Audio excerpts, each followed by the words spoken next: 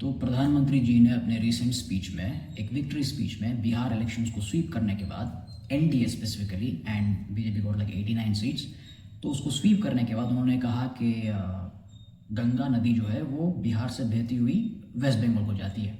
आप समझने वाले लोग तो इसका मतलब समझ चुके होंगे, but let's talk about it. Can BJP win West Bengal? एंड उसके साथ उन्होंने तमिलनाडु और केरला का भी जिक्र किया, उसके बारे में भी बात करेंगे। Let's take it one at a time. Let's talk about Bengal first. Maybe it is a possibility that BJP can win Bengal on one condition: if they can consolidate all the Hindu votes, only then it is possible. Muslim votes को तो भूल जाओ, Muslims कसम खा के BJP के against vote करेंगे बंगाल में, खासकर बंगाल में, all over India to be honest, but Bengal में डेफिनेटली कसम खा के वोट करेंगे for obvious reasons. Now coming down south to Tamil Nadu. Tamil Nadu में very difficult. I'm talking only about BJP's performance here. The last elections, BJP won like 4 seats in Tamil Nadu, and the major NDA partner in Tamil Nadu is AIADMK. BJP is the second major party, या उसके बाद आते हैं। तो मेरे ख्याल से BJP, if they can secure like maybe 15 votes this time, 15 to 20 votes, that will be a huge improvement from the previous performance. अगर ये हो पाया तो शायद एक 5 या 10 साल में, मतलब 2-3-4 इलेक्शंस के बाद 10-15 साल में, शायद 20 साल में, शायद खुद के बलबूते पे ही आ जाए पावर में। ये भी हो सकता है, इट्स अ पॉसिबिलिटी। बट एक चीज़ है, एक एडवाइस है, जब भी वहाँ पे तमिलनाडु में बीजेपी का ही एक बहुत ही ऊंचा लीडर खड़ा करना पड़ेगा, उनको पुश करना पड़ेगा। और ऑलरेडी कुछ नाम है, मैं उनका नाम नहीं लूँगा, but you already know who they are. तो उनको पुश करके उनको एक मतलब एक कद्दावर नेता वहाँ पे बनाना पड़ेगा बीजेपी में, फ्रॉम तमिलनाडु।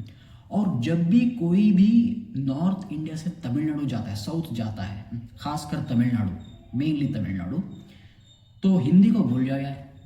अगर हिंदी में तुम जाके वहाँ पे स्पीच दोगे तो मतलब first of all people in south specially in Tamil Nadu have that perception that आप हिंदी को इम्पोज करते हो। तो मतलब ये आप हिंदी में बोल रहे हो और वो वहाँ पे तमिल में ट्रांसलेट कर रहा है, अंग्रेज़ी में बोल लो, अंग्रेज़ी में बोल लो। और जो भी हिंदी नेता वहाँ पे जाते हैं वो उनको बोल रहा हूँ मैं, जो लाइक प्रधानमंत्री या गृह मंत्री, या कभी कभी ये भी चले जाते हैं यूपी के चीफ मिनिस्टर। तो जब भी वहाँ पे जाते हो अंग्रेज़ी में बात करो। तो कीप इट इंग्लिश एंड एक आध 2 सेंटेंस तमिल में बोल लो, हो गया, इतना करना पड़ेगा। And now coming down to Kerala. Kerala में लगभग नामुमकिन है बीजेपी का पावर में आना अपने बलबूते पे। वहाँ पे कोएलिशन ही करना पड़ेगा, क्योंकि वहाँ पे डेमोग्राफिक जो है, बिकॉज आई एम थिंकिंग जो मेजॉरिटी बेस है बीजेपी का, जो वोट शेयर है वो हिंदू का वोट है, और केरला में हिंदूज बहुत कम है, लाइक 54% है शायद, बस, मतलब लगभग जस्ट आधे से थोड़ा ज़्यादा। अब इसका मतलब यह है कि आपको सबको कंसोलिडेट करना पड़ेगा, मतलब एक भी हिंदू आपके अगेंस्ट नहीं जाना चाहिए। That's almost impossible, next to impossible, that's not possible. तो खुद के बलबूते पे केरला में पावर में आना लगभग नामुमकिन है, कोएलिशन करना पड़ेगा। You need to kind of target, obviously forget about Muslims, target Hindus and Christians over there. तो इनको अगर आप कंसोलिडेट कर पाए, यहाँ पे हम एनडीए बोल लेंगे, एनडीए, तो शायद फ्यूचर में, not again just like in Tamil Nadu, in case of Tamil Nadu, but I'm talking about Tamil Nadu, only BJP. In this case, coalition. Maybe another 15-20 years down the line.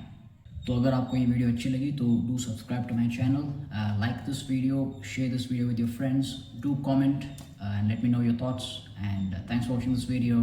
Goodbye.